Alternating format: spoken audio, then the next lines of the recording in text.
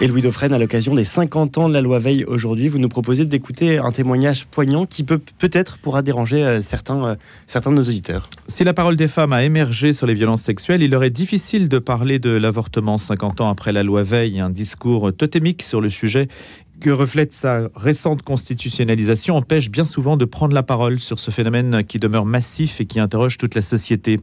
Alors, toutes les femmes ne connaissent pas le traumatisme post-avortement, mais que fait-on de celles qui en souffrent et dont les politiques publiques ne tiennent pas compte et invisibilisent? Et donc, Rose Delattre, qui est professeure d'anglais, nous accompagne, qui est ancien chroniqueur à Radio Notre-Dame aussi, nous fait partager son expérience. Témoignage poignant, donc une des réalités de l'IVG aussi, telle que cette femme l'a vécue. À votre micro, Louis Dauphren. Bonjour Amélie Desrumeaux. Bonjour Louis. Vous avez publié un ouvrage qui s'appelle « Pardon les enfants » aux éditions Salvator sous le nom de Rose Delattre. Tout à fait. Vous êtes professeur d'anglais à Saint-Mandé, en région parisienne, et vous avez 5 enfants. Quand on vous pose la question, vous dites « j'ai 5 enfants, dont 2 au ciel ». Vous avez 3 filles qui ont 23, 22 et 16 ans. Vous avez une histoire particulière avec l'avortement et je voudrais que vous nous en parliez. C'est un sujet assez tabou. Alors, est-ce que les femmes préfèrent oublier directement qu'elles ont eu recours à l'avortement ou est-ce qu'elles n'osent pas? Je ne sais pas. Et aujourd'hui, je me bats pour que les femmes qui sont en souffrance puissent témoigner, qu'on arrête de dire que c'est sans effet, qu'on arrête de dire qu'il n'y a rien, que c'est un amas de cellules. Et si on met les femmes à l'honneur, il faut les écouter dans tout ce qu'elles sont, dans leurs obscurités. Et il faut que ces femmes-là, aujourd'hui, puissent dire « oui, je souffre ». Et ça commence à s'ouvrir. On commence à avoir des pages Facebook où les femmes peuvent s'épancher, dire qu'elles souffrent, tout ce qu'elles ont vécu comme traumatisme aussi après. Et on se rend compte qu'on nous a menti sur toutes les conséquences, en fait. Il y a besoin d'un mot dièse comme MeToo a pu libérer la parole des femmes sur les violences? Ah, peut-être. Moi, je ne sais pas trop manipuler les réseaux, le hashtag, mais pourquoi pas, oui. C'est ce qu'il faudrait faire. Racontez-nous votre histoire, Amélie Desrumeaux. Alors, ce qui est très drôle déjà, c'est que oui, j'ai déjà travaillé sur Radio Notre-Dame, donc je suis très heureuse d'être là déjà, donc je vous remercie de me donner la parole. Vous aviez une chronique il y a quelques temps qui s'appelait Fata, où vous interrogiez des artistes chrétiens. C'est ça. Donc j'étais dans le Nord, je travaillais pour La Voix du Nord et j'avais un compagnon et on s'entendait très bien, on parlait même mariage et en fait je suis tombée enceinte de lui. Et bizarrement, plutôt que de me dire que c'était une bonne nouvelle et qu'il était heureux, puisque personnellement moi je me sentais prête, et on avait toujours dit que on ne se protégeait pas, mais que si jamais la vie arrivait, on s'ouvrait, enfin on l'acceptait. Donc j'ai été très surprise quand il m'a dit non, on le garde pas. Et j'ai dit pourquoi? Il m'a dit parce qu'on n'a pas d'argent, parce que t'es trop jeune, on est trop jeune. J'avais 23 ans, c'est quand même pas trop jeune.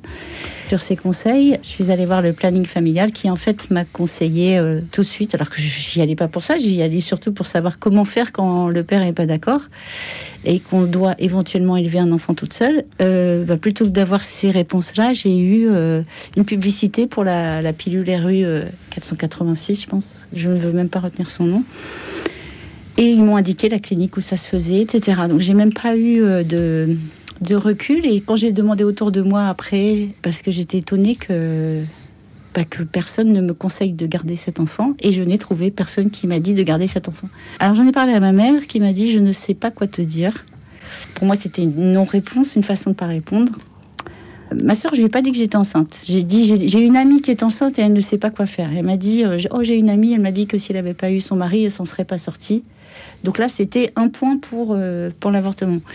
Et donc, il y avait eu la clinique qui m'avait dit tu avortes, et il y avait eu le père qui m'avait dit tu avortes. Donc en fait, j'avais 3 personnes qui me disaient tu avortes et une personne qui me disait je ne sais pas quoi te dire. Et j'avais juste ma voix à moi qui disait je le veux cet enfant. Et ma voix, je l'ai tue pour écouter celle des autres. Et le jour où je me suis retrouvée devant ces cachets, j'hésitais encore. J'avais pas la notion de bien, de mal. Moi, j'y allais vraiment au niveau... J'étais neutre par rapport à l'idée de l'avortement. Je ne pensais pas c'est un crime, c'est quelque chose de grave. Ma grand-mère m'avait dit c'est un crime, mais ça me faisait rien. Moi, je me disais, je voyais ma vie à moi, ma vie de jeune. Et du coup, je me retrouvais devant ces cachets et l'infirmière disait, mais qu'est-ce que vous attendez pour les prendre? J'ai dit, mais vous permettez, c'est pas un acte anodin quand même. Et là, elle a dit, mais des filles qui attendent, il y en a plein le couloir, dépêchez-vous de les avaler. Et moi, toute obéissante que je suis, malheureusement, parfois il faut savoir désobéir, bien j'ai avalé les cachets. Et sitôt que je suis sortie de la clinique, j'ai senti que j'avais fait quelque chose de mal. Enfin, je sais pas, j'ai senti comme si je mettais la mort dans mon ventre. J'ai appelé le papa qui m'a dit, je lui ai dit, je crois qu'on a fait une bêtise. Et il m'a dit, je ne veux plus jamais en entendre parler. Et donc après, mes nuits se sont transformées en nuits blanches. Et je ne suis pas retournée en cours, je suis tombée en dépression. Comme j'étais dans la fin des délais, on m'avait dit vous allez peut-être perdre les cellules chez vous. Ah, ils ne veulent pas employer le mot embryon, le mot enfant. Si ça tombe chez vous, il faudra que vous recueilliez. Et la première fois que j'ai vu mon petit, c'était sur le carrelage des toilettes, c'est dur à dire. Et j'ai vu que ce n'était pas un amas de cellules, mais qu'il y avait bien un début de tête, de main, de yeux. C'est là où la barbarie m'a sauté au visage. Et j'ai dû recueillir ce petit corps innocent et le ramener en plus. Je leur ai dit, je ne sais pas si c'est le fœtus. Et là, elles ont rigolé, elles ont dit, ah, ce n'est pas un fœtus, c'est un amas de cellules. Et on est tous des amas de cellules encore aujourd'hui. Encore aujourd'hui. Et elles m'ont dit, qu'est-ce qu'on en fait? On le jette à la poubelle. Et moi, je ne me voyais pas partir avec, je ne me voyais pas le mettre sur ma cheminée. Donc j'ai dit malheureusement oui. Et après, je suis allée faire des examens. Ils m'ont dit ah bah ça va, tout est bien là-dedans. Et ma première pensée c'était ah mais si tout va bien là-dedans, je peux avoir un enfant. Et donc il y a quelque chose qui collait pas. Et je me dis à quel moment j'ai été entendue.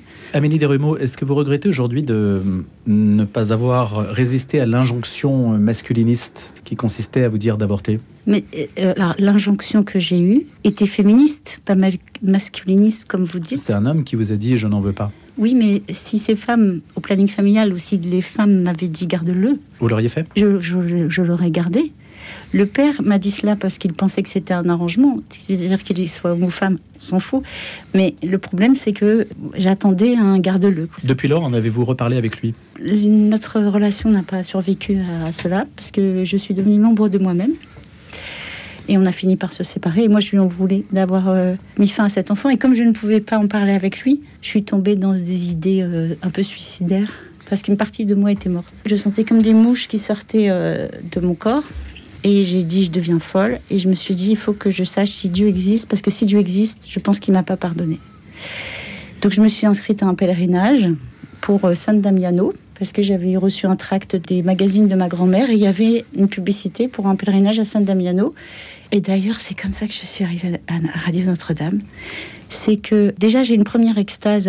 Arrivée à Rome, on monte la Santa Scala. C'est l'escalier saint que Jésus a gravi avant d'être condamné à mort. On va à la messe. Et en sortant de l'église, il y avait le corps du Christ, le gisant. J'étais à genoux, je voyais ses souffrances, ses blessures. Et il me jugeait pas. Il avait un regard très doux. Il me jugeait pas. Et je revoyais ma vie. Et je disais pardon, parce que je sentais que c'était lui que j'avais blessé. C'était moi qui l'avais tué. Et tout d'un coup, j'étais devant lui et je sens comme un tube plein de couleurs, mais de l'amour. Et c'était bon. Et je disais mais c'est trop bon. Mais pourquoi vous me donnez tout ça? Mais je suis l'ombre de moi-même. J'ai été cambriolée, j'ai avorté, j'ai perdu mon ami. Et j'ai entendu cette voix qui m'a dit va te confesser. Et tu trouveras du travail en mon nom et par moi. Le mercredi suivant, quand je suis rentrée à Lille, je suis allée me confesser. Et le prêtre m'a dit, je vais vous accorder le pardon, mais je vous demanderai de témoigner et de dire à toutes les femmes qui veulent avorter de ne pas le faire. Donc j'ai pris ça comme une nouvelle mission. Le dimanche, je suis allée à la messe. Et à la fin de la messe, le prêtre dit, Rock FM, radio œcuménique chrétienne, cherche une chargée de communication. Rock ROC. ROC, voilà. Les personnes intéressées sont priées de venir me voir. Et là, je sens le frisson. Donc, je dis à ma sœur, c'est pour moi. Elle m'a dit, non, mais ça va être quelque chose pas payé. J'ai dit, si personne ne va voir le prêtre, j'y vais. Si quelqu'un va le voir, je m'en irai. Et j'allais aller voir le prêtre, mais je vois qu'il discute avec une dame. Et je me dis, ma sœur a raison. Il faut que je m'en aille. Donc, je tourne les talons. Et le prêtre m'a couru derrière en disant, vous venez pour l'annonce? Et j'ai dit oui. Il me l'a donné, j'ai appelé Monsieur Lecluse, qui était le directeur à l'époque. Je suis devenue chargée de communication. Et comme c'était un ruban musical, c'était la première radio numérique de France, à ce moment-là, il leur manquait une voix. Les gens se plaignaient qu'il n'y avait pas d'animation. Et un jour, il m'a dit « Amélie, on va ouvrir le micro ». Et du coup, c'est comme ça que j'ai commencé l'animation. Et c'était donc j'avais une émission qui était de 14h à 18h. Après, je pense que Dieu m'a donné cette mission pour la vie, parce que ça a toujours été un combat, et encore aujourd'hui. J'espère que les gens sont conscients qu'on doit se battre pour la vie, et c'est pas normal. C'est quand même pas normal, ça devrait être le contraire. Sur ma deuxième expérience, donc suite à ça, j'ai dû me séparer de mon compagnon. J'ai rencontré un Parisien et je l'ai suivi à Paris. Et je suis tombée enceinte et c'était très dur cette grossesse parce que j'avais peur de perdre le bébé. Et puis j'ai fait une fausse couche aussi après l'avortement. J'ai perdu un bébé à 5 mois de grossesse. C'est votre second enfant aussi, elle? est-ce que ça, c'est une justice divine? Je ne sais pas, je l'ai pris comme ça. En fait, 4 ans après mon avortement, je tombe enceinte. Donc cette fois, je décide de garder l'enfant, mordicus. Je sentais une tristesse, une grande tristesse vers le 5e mois. Donc je suis allée à l'hôpital et en fait, elles ont fait une échographie et elles ont dit, votre bébé est mort. Donc dans mon ventre, elle m'a dit, ça date de 15 jours et ça datait de mon anniversaire. Et l'autre qui devait naître, le premier, il avait été conçu le jour de mon anniversaire. Et donc 4 ans plus tard, je perds un enfant le jour de mon anniversaire. Et j'ai dit, Seigneur, on est quitte. Donc ça, c'était donc ça, c'est mon 2e enfant, que j'ai appelé Daniel, parce que c'était un petit garçon qui avait un pied beau, d'ailleurs, on m'a dit à l'hôpital. Là non plus, j'ai pas récupéré le corps et c'est un grand regret de ma part. Et ensuite, voilà, donc j'ai rencontré ce Parisien. Et on a eu Apolline. Et voilà. Et quel est l'enfant, Amélie Desrumaux, dont on vous disait qu'il serait trisomique? Alors, juste après Apolline, j'apprends que je suis enceinte. Comme j'avais fait un malaise, ils ont fait une prise de sang, ils ont vu que j'avais attrapé le cytomégalovirus, qui s'appelle le CMV. Donc, ils m'ont dit, madame, vous avez attrapé le CMV, donc votre enfant sera ou aveugle, ou sourd, ou hypertrophie cérébrale. Donc, il faut avorter. J'ai dit, non, en fait. Et ils disent, mais pourquoi vous êtes folle? Et je dis, mais non, mais moi, même si c'est une oreille, c'est mon enfant, je le garde. Hélène Keller était aveugle, sourde, muette, et elle a créé la plus grande des écoles. Pourquoi on supprimerait un enfant en ce nom-là? Donc j'ai dû signer une décharge à l'hôpital, comme quoi j'allais pas porter plainte contre eux. Donc je pense que le problème, c'est qu'il y a beaucoup de gens qui se retournent contre les hôpitaux s'il y a une malformation. Et c'est ça qui provoque aussi cette hécatombe de décès voulus, volontaires. Je suis revenue à 8 mois de grossesse, ils m'ont engueulée en disant, mais vous êtes folle, vous êtes partie, vous n'aviez pas d'examen, vous n'aviez pas d'échographie. J'ai dit, qu'est-ce que ça peut faire? Ah oui, puis moi je refuse aussi la myosynthèse parce qu'on peut faire une fausse couche. Et donc j'ai dit, écoutez, je grossis, le bébé bouge, tout va bien, qu'est-ce que vous voulez de plus? Et du coup, j'ai accouché là-bas à Port-Royal, qui est pas loin d'ici d'ailleurs, et le bébé est né complètement normal. Et là, le gynécologue m'a dit, merci Madame Desrumaux de vous être obstinée, grâce à vous, on sait que le CMV n'est pas une fatalité. Et j'ai dit, combien vous en avez jeté à la poubelle de bébé? Et il a dit, beaucoup. Voilà, sur des simples présomptions de malformation, on en amène aussi à supprimer beaucoup de vies, quoi. Que vous inspire le fait, Amélie Desrumaux, que vous ayez concentré dans votre itinéraire toutes les thématiques quasiment que les femmes se voient infliger aujourd'hui? L'avortement, la pression masculine, oui. La pression aussi de l'hôpital, l'erreur des diagnostics. Ça fait beaucoup de choses. Oui, et ma dernière, pareil, c'était une relation sans lendemain. Je suis tombée enceinte d'une relation sans lendemain. Et j'avoue que le papa n'était pas chaud pour que je garde l'enfant. Et j'ai eu aussi beaucoup de pression. Et je suis allée... Il vous a menacé de mort? Il n'était pas content. J'avais un peu peur. Je sentais qu'il pouvait être violent. Je ne pense pas que ça aurait été jusque-là, mais il voulait me suivre jusqu'à ce que ça soit fait. Et j'ai fait mine d'aller dans son sens, donc je suis allée voir un gynéco et il a dit, il faut dater votre grossesse quand même. Donc j'ai fait une échographie et en fait, lors de l'échographie, le médecin m'a dit, vous avez perdu du sang? Je dis non. Il dit, votre placenta est décollé, vous allez perdre le bébé. Et j'ai dit, merci Seigneur, tu me libères, je suis toute seule avec 2 enfants, je m'en sors difficilement, je trouvais que c'était trop. Et j'ai dit, c'est merveilleux, tu vas m'enlever cet enfant naturellement. Et parce que moi, je ne peux pas avorter. Je l'ai fait, je ne le ferai plus. Je me suis engagée. Je pensais que l'enfant partirait. Et je suis retournée, parce qu'au bout d'une semaine, je voyais que rien ne partait. Et je suis retournée faire une échographie.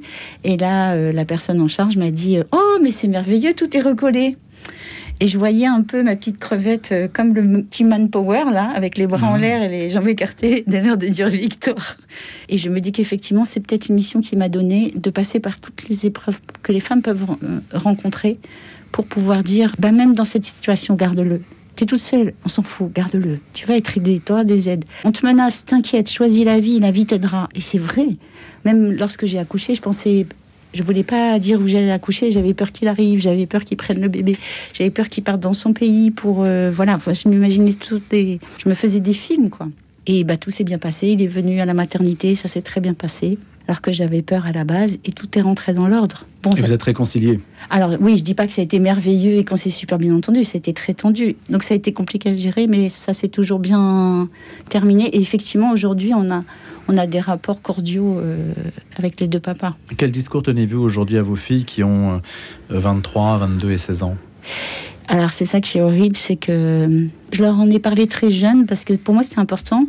Comme on priait ensemble, que je leur disais, on va prier pour vos frères et sœurs, parce qu'on ne sait pas pour le premier, mais pour Daniel et Élie. Donc le premier, je l'ai appelé Élie. Et donc je les ai inclus très vite, donc on priait pour eux très vite. Mais je pense que j'ai trop vite employé le mot avortement. Je pense que c'est un mot qui est un peu comme une sirène. Avortement. Et après, c'est dans leur tête. Et je pense qu'à trop en parler, j'ai l'impression que ça fait effet contraire. Moi, j'ai 2 filles qui sont féministes à fond et qui partagent pas du tout mes opinions. Et même ma deuxième qui a été sauvée de la mort, j'ai envie de dire, eh bien, j'ai appris qu'elle l'avait fait. Et comment l'expliquez-vous? Et moi, je l'ai vu parce que je voyais un enfant en rêve, ça qui m'a traumatisée. Je voyais un enfant en rêve et c'était bizarre. Je me voyais langer un enfant et j'avais dit, je pensais que c'était ma fille aînée. Je disais, c'est marrant, je rêve de toi quand tu étais petite. Ou alors, il y en a une qui va avoir un enfant parce que je le vois là.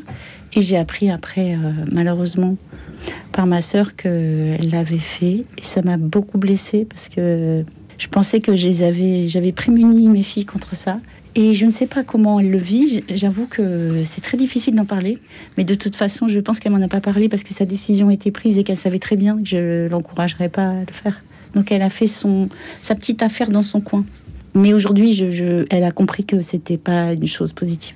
Amélie Desrumaux, 50 ans après donc la loi Veil, aujourd'hui, vous voyez cet anniversaire de quelle façon? J'ai conscience aujourd'hui que la vie est là dès les premiers instants.